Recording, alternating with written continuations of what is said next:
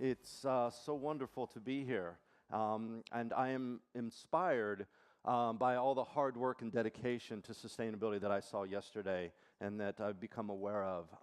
I hope you're having a great time here at this event. I had a great time yesterday meeting some of you. It's amazing to imagine what the future can be if we continue to do some of the things that we saw yesterday. And I'm going to talk today about what MUSE is doing to make big change happen for our students. Because we do something very radical at MUSE. With our students, we listen to them. And I'm going to talk about that process. And because in most education systems, we don't listen to them. We tell them what to do. And the question that was led, what led you here today? What led me here today is to be able to create an educational platform that is inspiring, that works, that makes sense, and that fits every personality type so that students can be engaged. Because one of the radical things that we see at MUSE is that students do not want to leave school.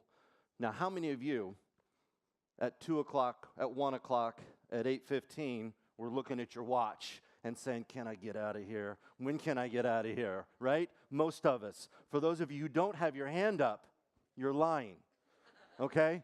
But when you have an educational platform that is engaging, students don't want to leave. Students want to stay. And I'm going to walk you through our 5-pillar approach to this that creates this engagement and that ends with sustainability and a little bit of a request and challenge for you all. 2 things that are said about MUSE School. One of my favorite quotes is by a parent. Most schools teach children to live in the world. MUSE School teaches children how to change the world. Sir Ken Robinson says, MUSE School is one of the only schools that's teaching children how to be prepared for the future that actually will exist. Now, how many of you have a child? How many of you know what these children look like? If you don't have one, yes, they're these little creatures. They vary in sizes and smells, right? The jobs that they're going to occupy in 5 to 10 years, they don't exist yet. We have an education system that's preparing them for things that will not exist. And I'm going to talk a little bit about how we at MUSE are preparing students to be prepared for a future that we don't know what it's going to look like. Now, I'm going to start with a 2 or 3 minute video just to give you a little bit of vibe and the essence of what's going down in LA at our school. Is that okay with you guys? Yes? Fantastic. Anyone disagree with that or think that's a horrible idea? Yes, this man here, he's being cantankerous. Oh, I was supposed to put that up as the first slide. So this is the slide that was supposed to be up while I was talking. This is me. I should have, he introduced me, but one of the other things that I'm going to talk to you about is how we're going to make change on the global scale, and I'll end with that, with our MUSE Global approach. Okay, here's the video. Go.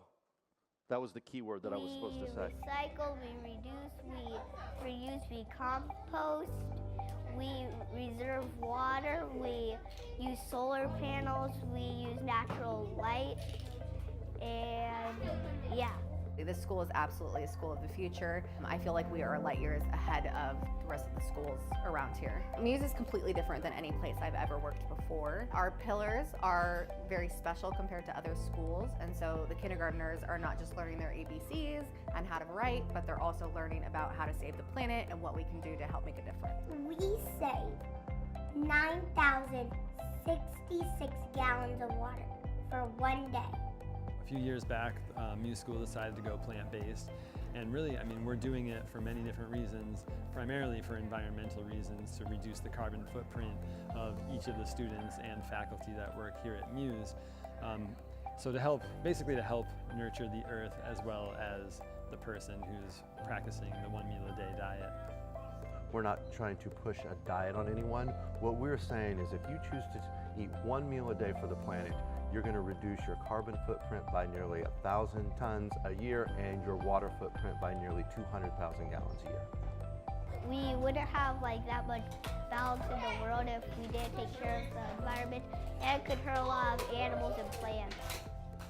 We have many environmental ways that we go about our educational process here at MUSE. One of those is our Seed to Table program. Between the two campuses, we grow about 300 different varieties of herbs, vegetables, and flowers. For a lot of students that we work with here, they've never seen, that a potato comes out of the ground, or that you actually cut a head of lettuce.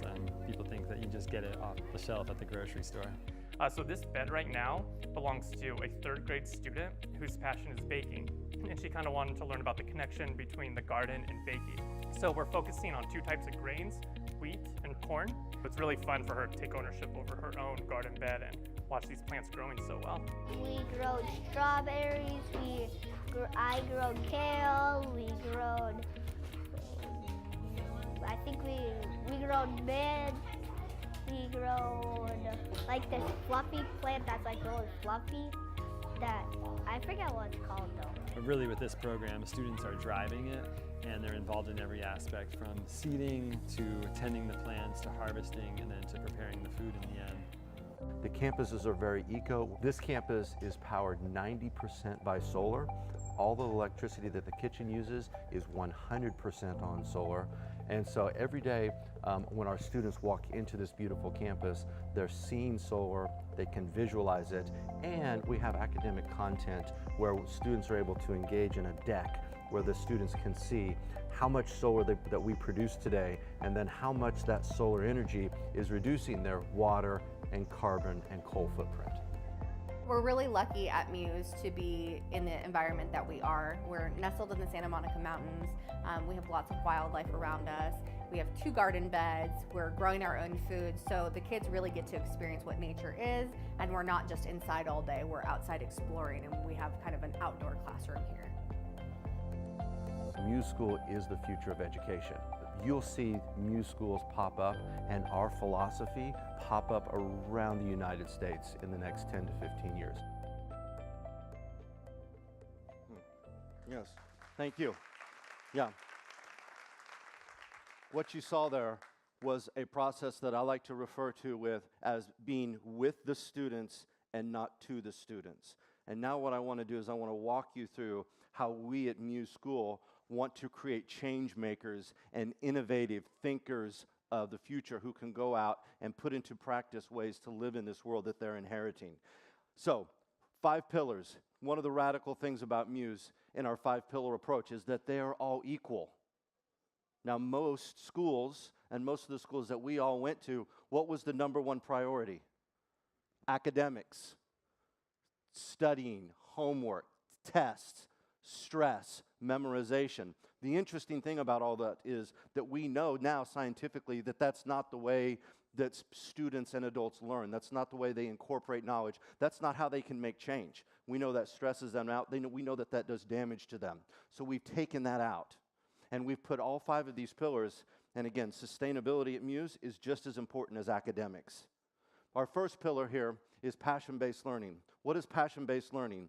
That means if you come to our school, and we start at the age of 2 and we go all the way up through 18. If you come to our school and you say that as a 3rd grader, I am really interested in motorcycles, guess what you're going to read about? Motorcycles. You really smart people in this front left corner over here. You're going to read about motorcycles. Guess what? How we're going to teach you about math? Through motorcycles. Guess how we're going to teach you history? Through motorcycles. Guess what? If you come and you say that my interest is surfing, which is a big deal in California, what are we going to teach? How are we going to teach you to read, write, and do math? Not through motorcycles, through surfing. So we take the student's passion, 2 years old, 10 years old, 17 years old, and we wrap the academic content around that passion, which eliminates the power struggle that students and teachers engage with on a daily basis because of a top-down approach that says, this is what you must read, this is how you must read it, this is how much time you must spend on it, versus saying, what's your passion? Now help me facilitate a way for you to academically keep up while you're studying motorcycles, surfing, baking, the stars, whatever your passion is. The passions are absolutely endless what students come up with. And one of the things that some of you may be asking yourself or may even ask me later when we do a little short Q&A, but I'm going to answer the question for you.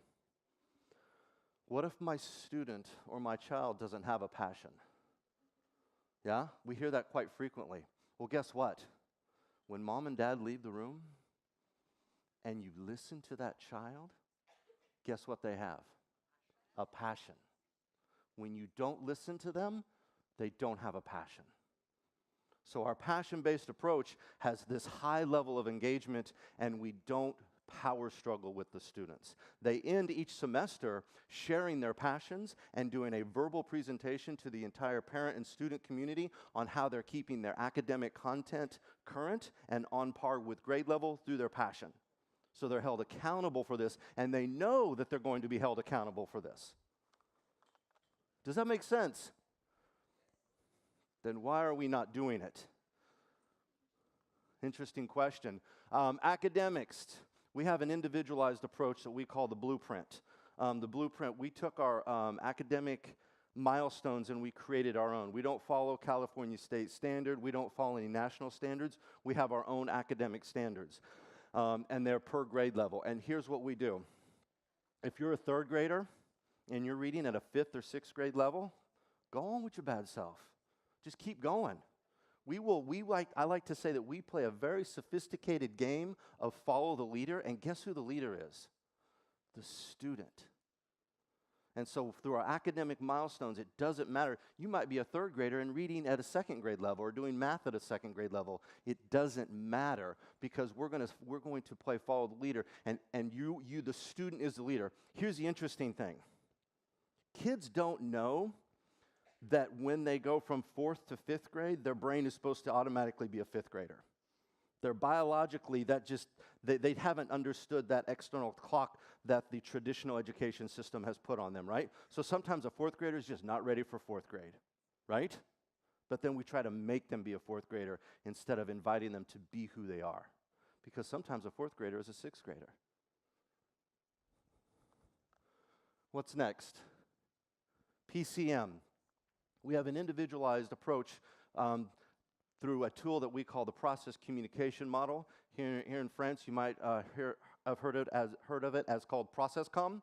We're teaching students how to assess, connect, and motivate with one another and with their parents, with their teachers, and we're teaching them how to resolve conflict with one another. Now, here's the thing that the PCM tool does for us, is it helps us teach specifically how students communicate in very different ways. So one of the things that happens at MUSE School is the student, whether they're 2, 12, or 15, will say to the teacher, "This is how I want you to speak to me." Imagine a teacher saying that to you. Imagine a teacher engaging you and saying, and giving you the power and empowering you to say, how do you want me to connect with you? How do you want me to speak to you? Our students, through this tool, are taught how to not only advocate for themselves to their teachers and their parents, "This is how I want you to communicate with me," but they learn their preferred communication style. They also learn their preferred learning environment. And so based on this tool, there are 4 different learning environments. One of them is alone, one of them is one-on-one, one of them is small group, and one of them is a large group. And when you walk into a MUSE classroom, students are choosing to differentiate and to choose their learning space to put their brain and their body in the best space that's available to them. And guess what? They choose it. The teacher does not choose this. The teacher is not in charge of this. At MUSE School, you're not going to see rows and you're not going to see desks. Our teachers are facilitators, and they're facilitating the room. So the students are engaged in their passion. They're choosing their learning environment so that the students can go and put their bodies wherever they learn best. Now, some of you who might be educators in the room might be having panic attacks going, "Oh, that seems so hard," right?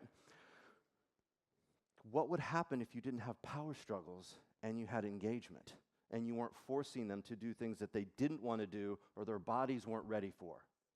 And what happens when you listen to kids, when you listen to students? Now they become engaged with you.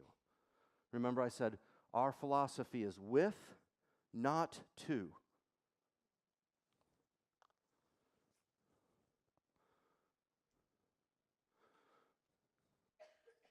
Self-efficacy. Does anybody know what self-efficacy is? Yes? There's a few of you. Self-efficacy is the #1 predictor of success. It outpredicts IQ. It outpredicts the university that you go to. It outpredicts your wealth. It outpredicts the connection that you have in life. Self-efficacy is my belief in my ability to be successful. It's my belief in my capabilities. It's my belief in my abilities. And what happens is when students start to say things like, I can't, I don't know how, that won't work, they are starting to not have high efficacy. They're starting to not believe in themselves. They're starting to create a future for themselves that's in a box. And if we want to have change makers, and we want these students to go out and change the world and do things in the world that are going to have positive impact, they have to believe in themselves. And the content is irrelevant. So, for instance, if I have a second grader and they say, my passion is to build a plane to fly to the moon at MUSE school, do you know what we say? Okay, how are you going to figure that out? Because we want them to fail. We know from a content perspective and we know from a scientific perspective that that's just not going to work, right? However, whose job is it for them to figure that failure out? It's theirs, it's not ours. And so we instill this sense of self-efficacy in our students by teaching them how to be open, resourceful, and persistent. I'm open to new ideas. I'm open to new perspectives. I'm open to hearing your feedback. I'm going to be resourceful, and I'm going to try different things. And when I fail, I'm going to look at it from a various ways of, I'm going to break it down, and I'm going to look at it through various lenses. I'm going to ask for feedback. I'm going to talk to my parents about it. I'm going to look at what resources I may not have used when I tried to accomplish this task. And then I'm going to be persistent. I'm going to stick to it. I'm not going to give up. I'm going to keep going. And so at MUSE School, if you walk around, you're going to see everywhere students talking about how they're open, resourceful, and persistent. And our parents get very upset with us sometimes because they say, will you stop teaching my student to be persistent? Because we say, it's bedtime, and they say, Mommy, will you please be open and be more persistent and let me stay up for another hour? But we want these students to believe in themselves. And right now, and you all probably know this, our current education system teaches students how to sit, how to get, and how to regurgitate. And it's irrelevant. The things that were happening up here yesterday came from someone's belief in their ability to make change. I've heard a couple of the speakers say yesterday, I know this is going to work. I'm going to stick to it till it does. We have big challenges ahead of us. We have battles ahead of us, and we're going to stick to it. Now, we need not a handful of people that are here at this conference. We need a world of people who have this efficacy about how to make cleaner water, how to create better solar energy, how to create a better mass transit system that you can access on your phone. That comes not through IQ and brain power, that comes through a sense of belief in oneself and their capabilities.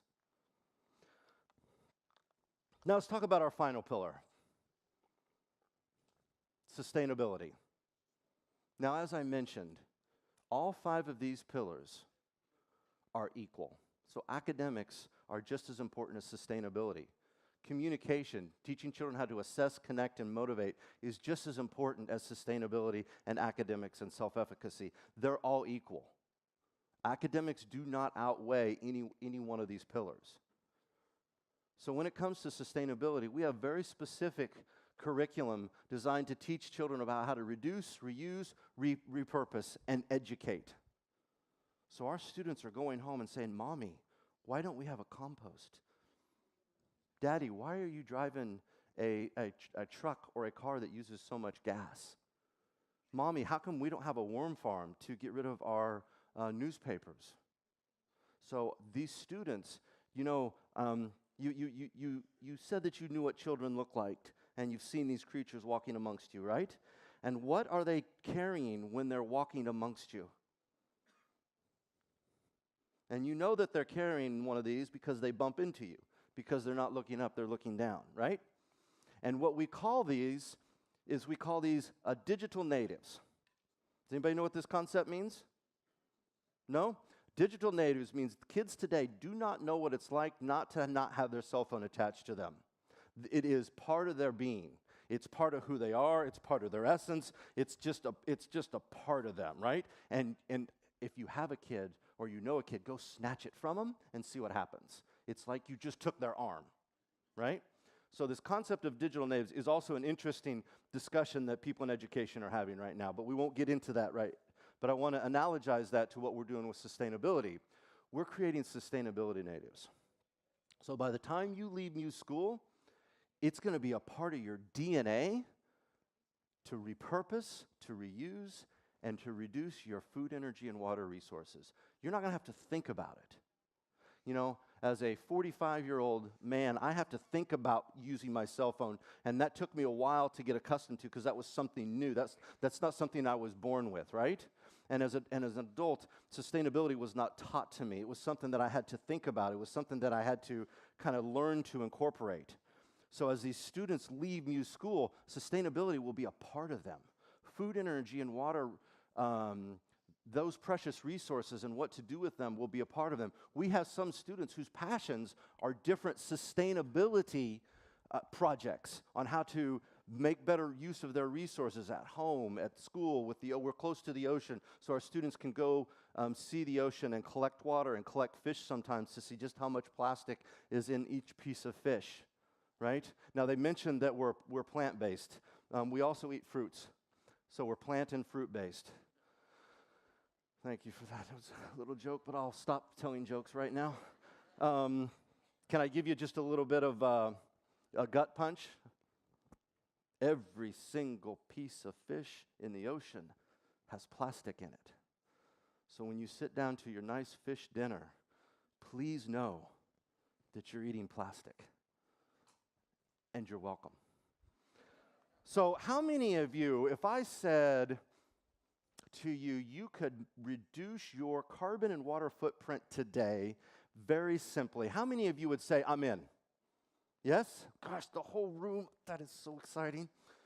We are doing this at MUSE. And this is something that again, I learned this, okay? So every student, every staff member, and every parent has an impact on their water and carbon footprint every single day. Do you want to know how? Yes, you raised your hand, but then it got to seriousness. Is he seriously going to tell us what to do? Yes, I am. And that is having one plant-based meal a day. Animal agriculture is one of the leading causes of climate change, and it's one of the leading causes of pollution in the world. And when you choose to eat one meal a day for the planet, you are drastically reducing your water and your carbon footprint. And at MUSE School, through our sustainability pillar, every student takes this pledge, every parent takes this pledge, and every staff member takes this pledge. We didn't create MUSE, we didn't create the school to be plant-based for diet. I'm completely okay if you are very unhealthy. I have a lot of unhealthy habits, right? We all do. I don't care about that. We don't care about your health. We don't care about your well-being. Sounds a little weird, but you know. We chose to be plant-based for environmental reasons only. And we're not trying to create vegans. And then he made a joke. He says, Jeff asked me to say plant-based versus vegan. We're not vegans. We don't use the word. We're not trying to convert people to veganism. We don't care what you eat for breakfast. We don't care what you eat for dinner. Well, we kind of do, but you know. What we want people to do, and we want students to learn at MUSE, is if you eat one plant-based meal a day, you're going to dramatically impact your water and carbon footprint. And this is what we believe, and our founders, Susie and Rebecca Amos, what they believe is one of their biggest contributions to MUSE schools around the world is if they can create a culture of students and parents and teachers that are eating one plant-based meal a day, and they can start to understand the impact of that one plant-based meal a day, then they can really start to shift the needle and start to move some things in this world that's struggling to figure out ways to incorporate sustainability practices. Now, like I said, all these are equal. sustainability for us is just as important as academics. These 5 pillars are how we believe, how we think, how we know, and how we feel we can help students make real change in the world and prepare them for this future that doesn't even exist yet. And this is how we want to move the needle in helping our students take care of the world. Does that make sense? Yes? Does anyone hate that idea? That's good. I thought my gentleman that disagreed with me earlier would disagree, but he didn't, so we'll let him stay for a little while longer. So here's what we want to do. Here's our grand plan. I'd love to talk to you about it if you're interested. If you're not interested, I'd still love to talk to you about it.